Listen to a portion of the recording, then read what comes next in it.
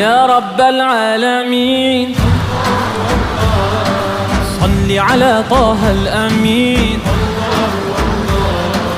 في كل وقت وحين املأ قلبي باليقين ثبتني على هذا الدين الله الله واغفر لي والمؤمنين حسبي ربي جل الله